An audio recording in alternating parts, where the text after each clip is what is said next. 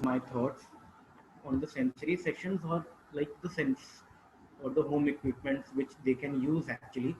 So before going to my presentation, just want to share a thought why I want to take up this topic because at the when this pandemic start and we all get home quarantine, I got lot of queries, a lot of phone calls from parents to ask me like what they can do with their kid. Like everybody was so happed up with this thing. Like all of this happens in a sudden. All of a sudden it happens. So nobody has any idea that this thing is gonna happen. So everybody was in a state of stress, anxiety. Ki what is going to be happen with their kids? All therapies are getting stopped. They can't reach to the therapy centers, and the child who always follow a set routine since morning to the late night.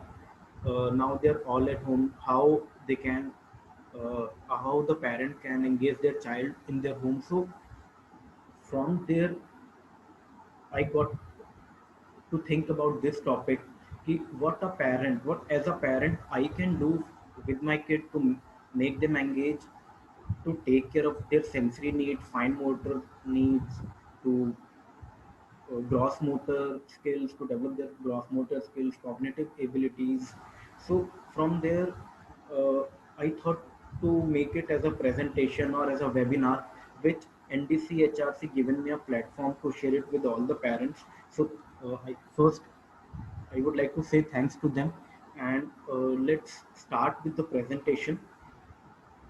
So before going to like what we do, first we have to check what is sensory integration basically. So we have to understand the basic things, just a few basics. So sensory integration, this term was introduced by Dr. Jane Iris. She is a psychologist and an occupational therapist, and she is the first one who introduced this term sensory integration to the world. And she is the very first author of the book called Sensory Integration Theory. This was the first book on sensory integration published in around 1972. So from there we have this term, and she is the one who gave this term. And from there we have lots of researches, lots of advancement in this field also, like as in other medical fields. We have lots of advancement, we have lots of books to read, we have lots of material, lots of researches. But she is the pioneer who gave us this theory. If she was not there, we were not able to do all these activities and all this sensory integration kind of a thing. So now, now the main part of this webinar, what is sensory integration? Sensory integration, this is my perspective actually, this is not written anywhere in the book or something. For me, sensory integration is how I take information from the environment, how my senses take information from the environment, how my brain processes those information, and how I, as a person, give an output. So, output may be in the term of motor response. You can say fine motor, gross motor, coordination, bilateral coordination, anything, or maybe in the term of emotions or expressions. So, right now we all are in front of our laptops or mobile. So we are two major senses, like your eyes and your ears. These are giving you information, like your ears are attaching a meaning to what I'm saying. Your eyes is on your mobile or on the laptop screen, which is giving you visual information. Your brain is processing that information and giving it, attaching it a meaning, which you can use it for your functional use. Functional use may be when you apply all this theory with your kid, maybe that, or when you interact with some other parent and you tell them these strategies, them. So when this all senses work together in sync, it develops necessary skills which are required to live a healthy life. So if your senses are not working properly, or if your brain is not processing the information properly, then you will have some sort of difficulties which we called as sensory processing difficulties, which is usually seen in 70 to 80% of the kids with autism. See, all kids with autism may or may not have sensory processing difficulties, but every person has some sort of sensory processing difficulties. Even a healthy person like me, you, or anyone in this world has some sort of sensory difficulties. So, once when I was reading a book, there was a very nice lines written: no one in this world is 100% sensory wise perfect. We all have some sensory processing difficulties which we can regulate. But when we talk about kids with autism, they have difficulties in self regulation. So they can't regulate their senses. So that's why they need sensory integration therapies. So this is a nice pictorial graph. So your brain receives an input. This input goes to your brain for processing. Then this after this processing, your brain generate a response which is required for your healthy living. And these information which you are receiving from your senses is stored, gets stored in your brain for future also. So like when uh, you are smelling anything, it gets stored in your area of brain, and you can use it for future use. So when you get fronted with any same kind of a smell, you can relate, okay, then this smell is of that flower, this smell is of that perfume, that company. Same way, those who learn,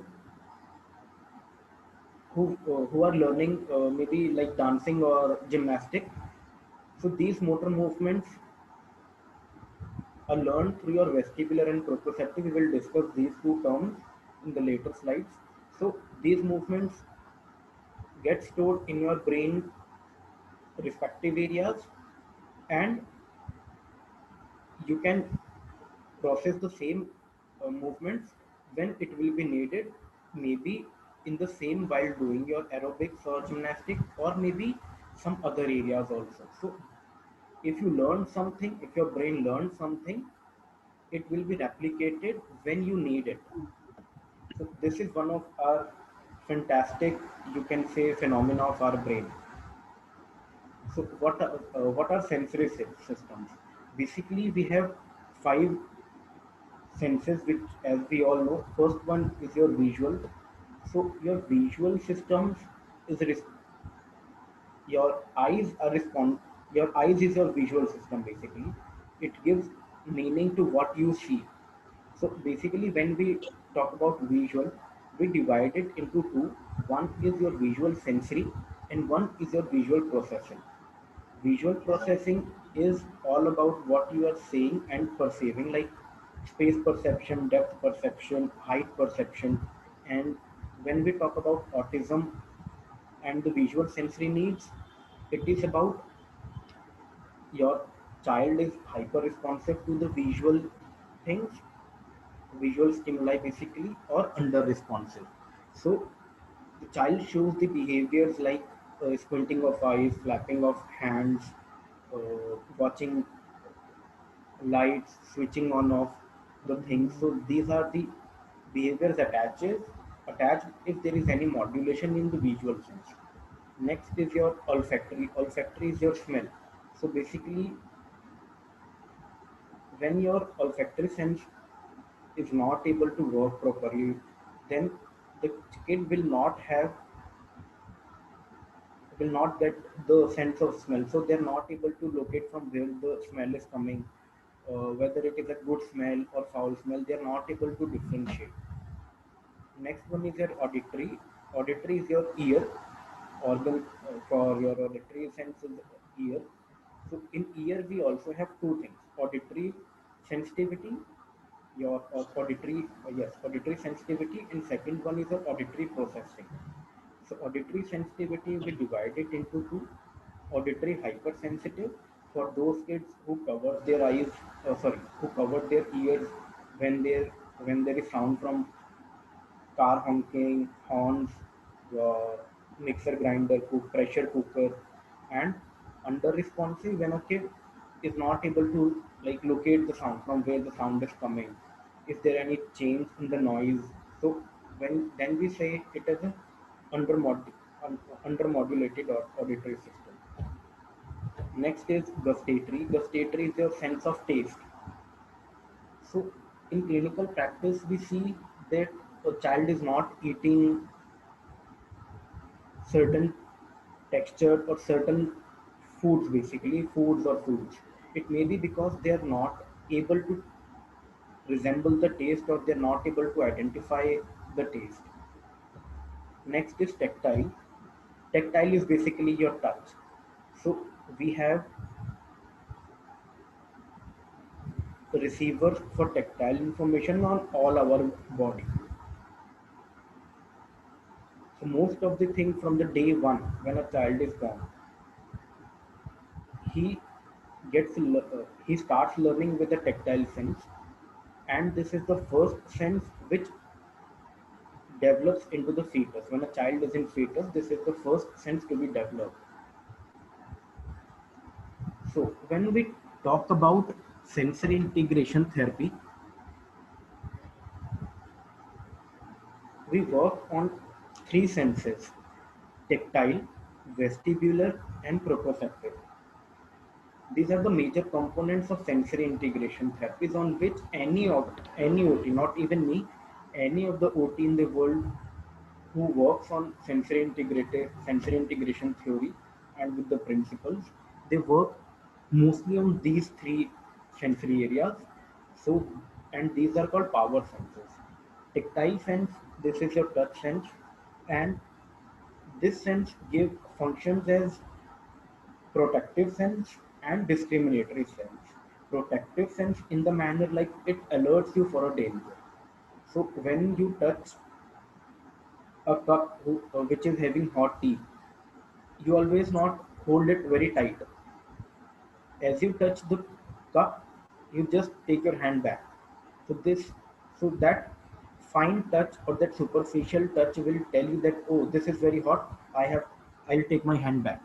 So this is how this touch sense protects you. Even if you have any of the bug or any of the insect walking on your body, walking on any of your body part, like say hand or feet, you can easily locate where it is walking, and you just wipe it off, or you just makes you protect, or you protect yourself from that bug.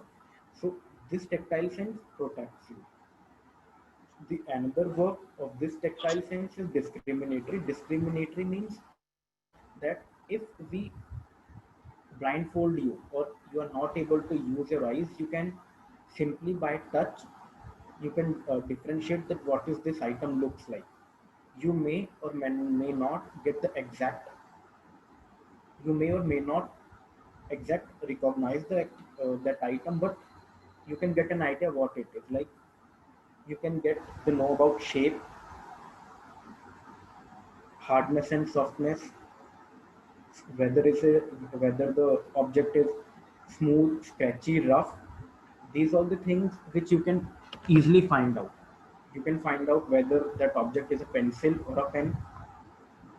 So or or if I talk about kid with tactile sense,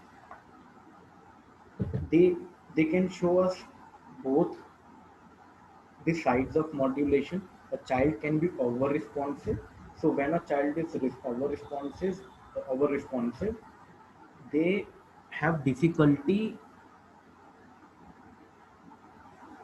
in letting the touch, in letting any of the touch item sticking to their body. Like they always keep on wiping their hands.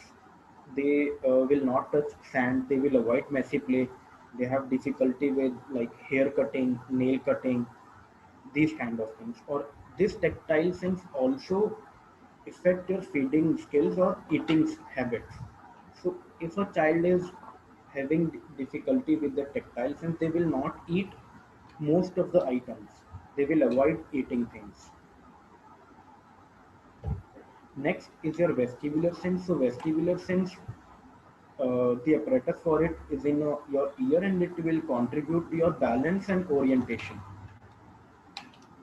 So in normal living, it will tell you what is your posture, is you are sitting straight, uh, how you will balance Normal. yourself. Next one is proprioceptive. So this proprioceptive will tell you about your location of body, position of your body joints and muscles. So basically, it will tell you if you have to throw any object, how much force you will require. You have to throw it overhead, you have to throw it underhead. So this is ruled by your proprioceptive sense.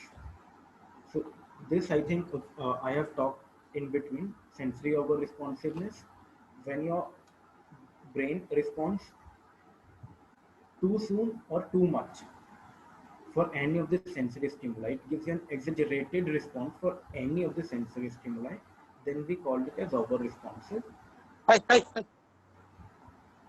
And if your child is taking time to respond to any of the sensory information, then we call it a sensory under responsive. So now this is the most important slide of my presentation, because when we talk about home sensory or home sensory plan or home based plan, the first equipment which we need are the parents, because in home these are the parents who has to like take the sessions or who has to play with the kid. So when we talk about parent, the main role of the parent will be like focus always on the positive side of your kid. In clinical practice, I have seen many of the parent who always sees the negative side of the kid, and they were always in stress, anxiety, what will be my kid do in future. So see, he's not doing anything, he doesn't do this, he doesn't do that. So as a parent, I always recommend parents to be positive, because if you are positive and you accept your child is having a delay in their development and you accept it, then your child will bloom faster. So always focus on a positive side of your child, give them time. Every child needs time to learn. And when we talk about kids with neurodevelopmental difficulties, they take a bit longer time to learn. So be patient. So every parent have to be patient, keep calm. Your child will learn, but it gonna take time. Understand your child needs always, because most of the behaviors like parent always complains of that, so my child started hitting himself, my child stings a lot, my child always keeps angry. So these are the emotions, behaviors and expressive. Basically the kids are expressing their expressions. Maybe you are not understanding your child needs, or you're asking too much from them. So in both of the condition, your child will show you a negative kind of a behavior. So always understand your child needs. So when we talk about like how a parent can deal with a kid at their home, so what I tell them, these three things like communication, always be communicative with your kid, be a friend, be a parent too, but always keep communicating. Engage in activities with them. So it's not like you have given some work to your kid, like you play with them, I'm going to finish my kitchen work, my office work. No, it's not like that. Engage. If you want your child to play, play with them. in a very kiddish manner, not as if you are a grown up adult, not in an adult manner, in a very kiddish manner. And apologize always when you do any of the mistakes. So I have a very short video to show you all a very short parenting mistake. So this is a child who has taken a like this a basket on her head and wants to show it to her dad.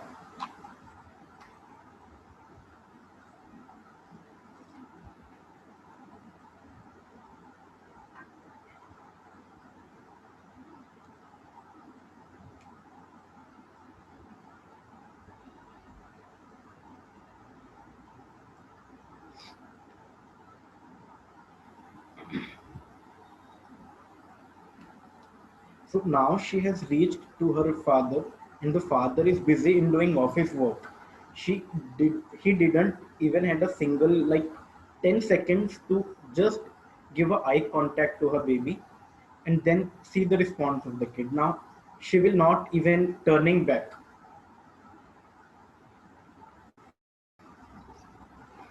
So now didn't even turn back again for her father. So only a parent has to do is to give eye contact when your child is coming to you. Don't take it like you have to give 5 minutes, 10 minutes. Just give an eye contact and a no, and acknowledge them and give them a smile. Just that's it. Now, uh, how you can do sensory activities without any equipment. So if you can see with these four images, if I talk about first image, a child is sitting on a father's back. I used to play it with my dad, with my elder brothers, my younger brother. So if I talk about this first image, this will give your child, if your child is sitting on your back, this will give your child a linear vestibular input. Since your work, father will walk in a linear, in a straight direction, it will give you a linear vestibular input. And this linear vestibular input will have an effect, a positive effect on your child's speech and language difficulties also. So this, and when your child becomes an horse, and or you can sit on the child, or you can put some weight like school bag or anything, then it will give your child a proprioceptive input, which is very soothing, calming in nature, organizing. So this is the first image. Second image is a father is holding his kid on his feet and uh, taking her upward. So basically, this is all about giving your proprioceptive input and vestibular input. So this will improve your child body awareness, body coordination, your awareness of body in space, which we call spatial orientation. Now coming to the third image, if you see this image, this is like a family bonding time in which both the kids and both the parents are playing. So if I have to get the start of this image, like start of this play, child has to plan how to climb on the on my father or mother's legs or hold the hand. So this is basically motor planning part, which is higher cognitive ability. When higher cognitive ability as your vestibular and proprioceptive will get matured, so your child will learn this. So now fourth is about for the mothers who complains most of the time that, sir, I can't hold off my kid, I can't make I can make my kid do these activities like holding them upwards or lifting them up. So for them you can take support from the side wall. So if you can see fourth image, mother is holding the baby upward, but she is supporting on the wall. That is also fine. You are giving vestibular proprioceptive input, but because of your physical limitation, you are taking support from the support. This also you can take help. So now, vestibular inputs. When as an OT, when a parent asks for home activities and we tell them to do vestibular activities, we used to write lots of the things which requires materials basically. So like you will require uh, swings, you will require uh, maybe hammock swing, flat swing, T swing, disc swing. Most of the therapists used to write all these things to buy. But when this is also you can do, you can just hang a blanket or a bed sheet and let your child to explore the swing. So when this child starts to do this thing, she used to get collide with the wall.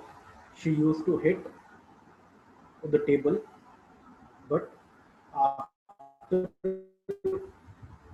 practicing her higher functions like body space, body spatial orientation, body awareness has improved so much that she will not hit with the table with the wall, and she can do it independently. What if you don't have any hanging options to the wall, or you don't have this pigeon net which we use? So you can just do use your body as an equipment and do these. You can give this swing.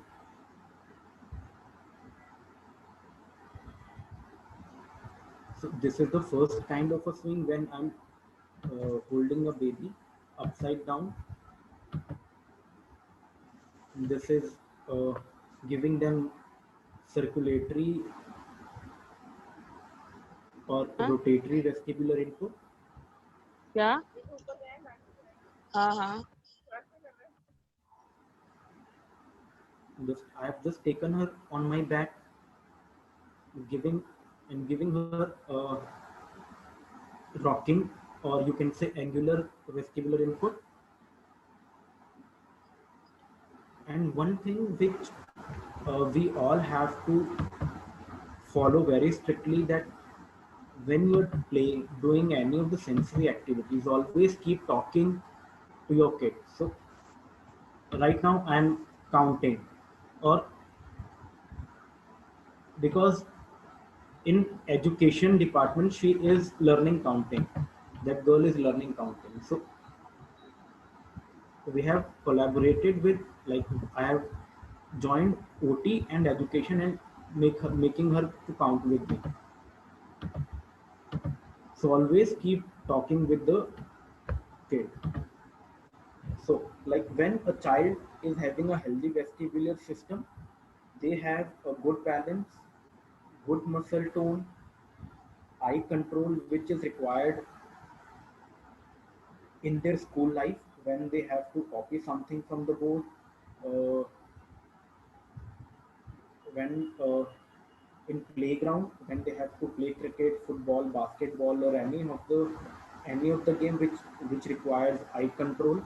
Vestibular system have an impact on postural control because it will tell you about your body in space. So your postural control and spatial orientation, it is governed by, or it is ruled very effectively by vestibular system. And this vestibular system also maintains your arousal system. Arousal system is your attention span. See, when we started this webinar at 6 o'clock, you all were in your optimal arousal level, where you all were in very attentive state, or maybe some of you are still attentive, or some of you may be losing their interest and getting under modulated or vestibular system, and they lose their attention. So when we give them a gentle rocking, their attention span will improve. So vestibular input will improve your attention, modulation of arousal.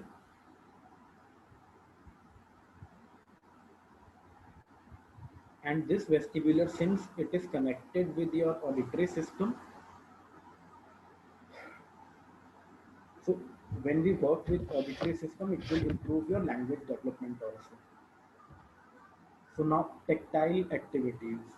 So when as a therapist, not even me, even other therapists also, when we have to give a parent home-based plan for tactile, we used to give them a long list of activities like do messy play, do sand play, play with shaving foam, play with sand, buy kinetic sand. So I just observed how the kids at my home used to do this. So she's playing with Suji, which is easily available at everybody's home, and she's playing by herself. This is not a guided play.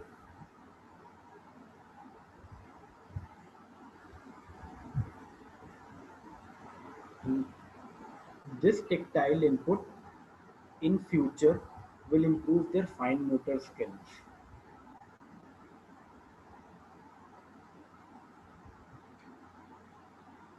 And with this, she will also learn exploratory kind of a play. She will explore the environment.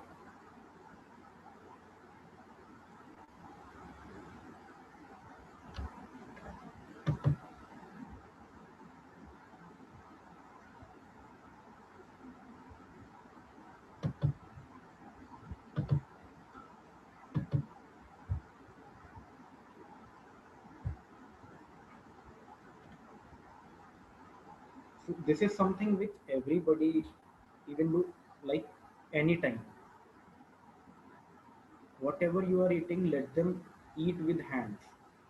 So she has just eaten mango. It is all over his face and body. And if you can see the mother-child relationship, they are enjoying the conversation. She is not like "Ki, your face is getting dirty, your face got dirty, let's clean it." There is nothing like.